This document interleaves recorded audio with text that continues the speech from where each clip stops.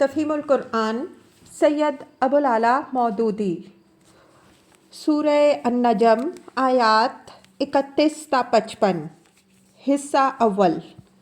اعوذ باللہ من الشیطان الرجیم، بسم اللہ الرحمن الرحیم۔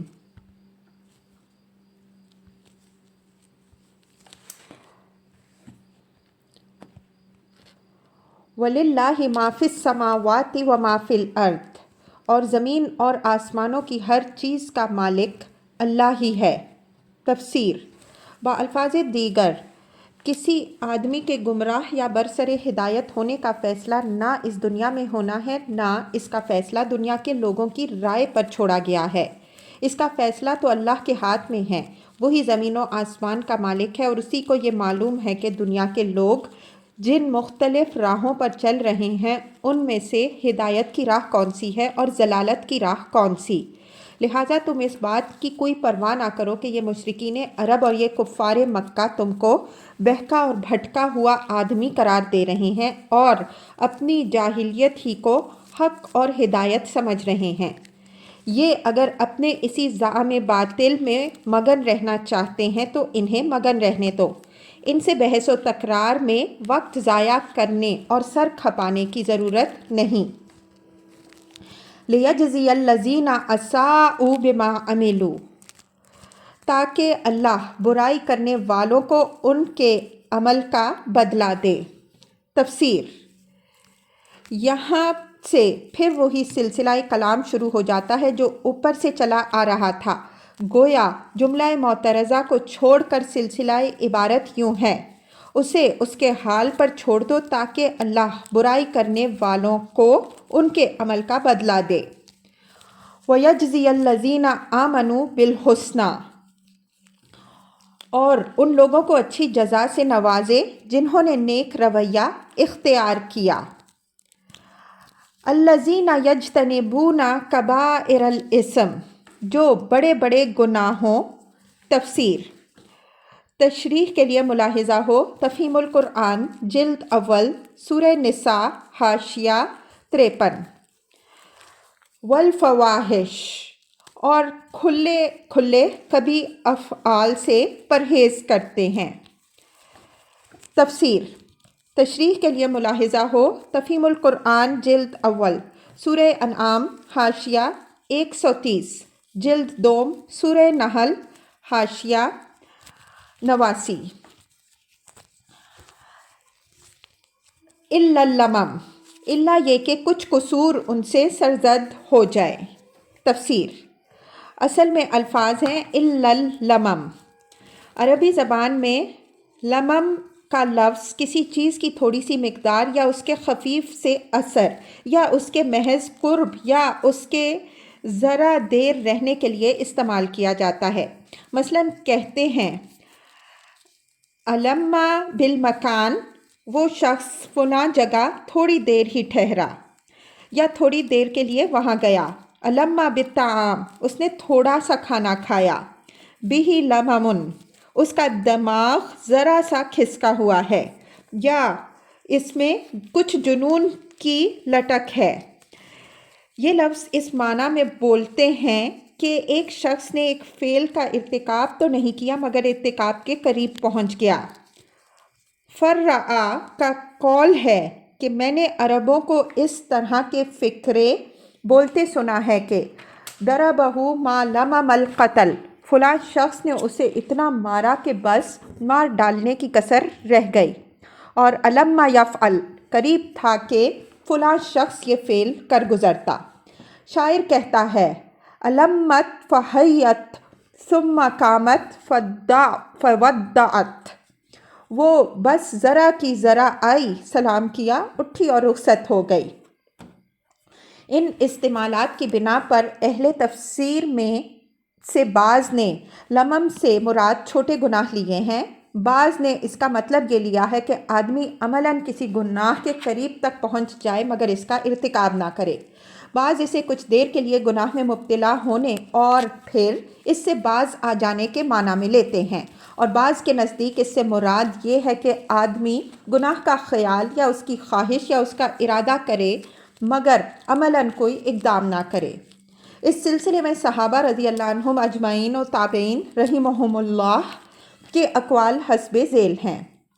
زید بن اسلم رحمہ اللہ اور ابن زید رحمہ اللہ کہتے ہیں، اور حضرت عبداللہ بن عباس رضی اللہ عنہ کا بھی ایک قول یہ ہے کہ اس سے مراد وہ معاصی ہیں جن کا ارتکاب اسلام سے پہلے جاہلیت کے زمانے میں لوگ کر چکے تھے، پھر اسلام قبول کرنے کے بعد انہوں نے چھوڑ دیا۔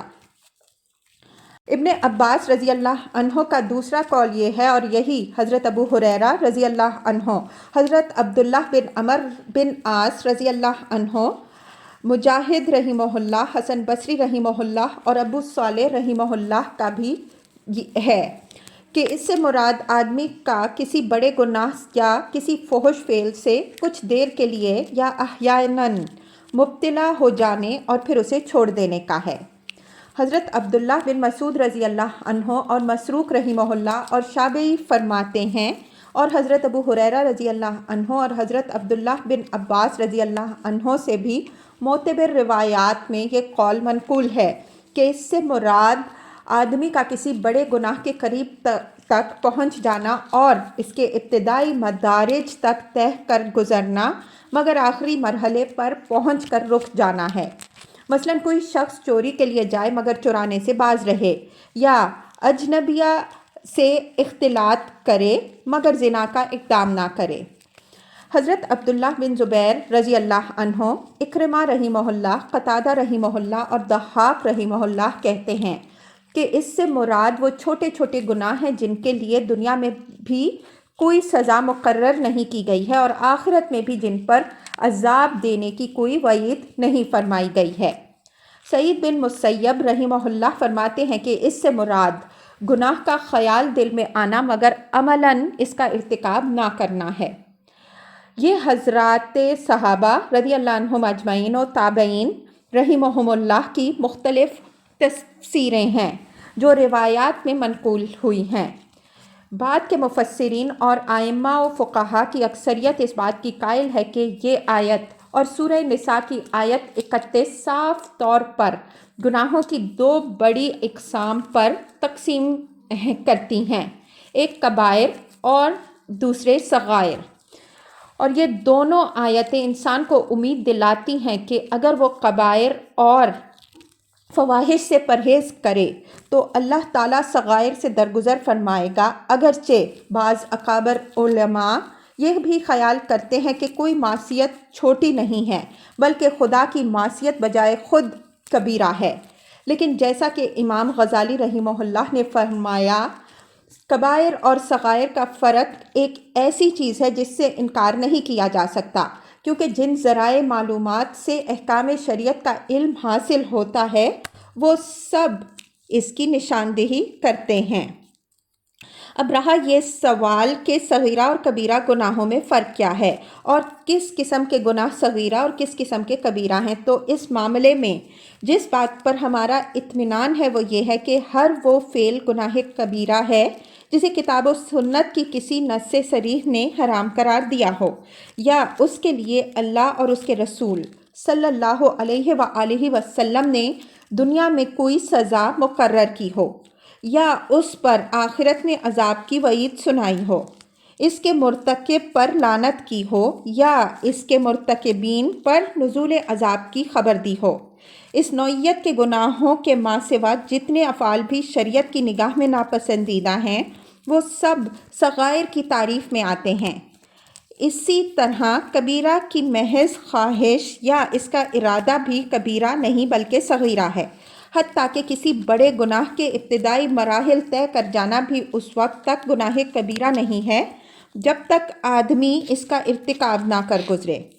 البتہ گناہ صغیرہ بھی ایسی حالت میں کبیرہ ہو جاتا ہے جب کہ وہ دین کے استخفاف اور اللہ تعالیٰ کے مقابلے میں استکبار کے جذبے سے کیا جائے اور اس کا مرتکب اس شریعت کو کسی اعتنا کے لائق نہ سمجھے جس نے اسے ایک برائی قرار دیا ہے۔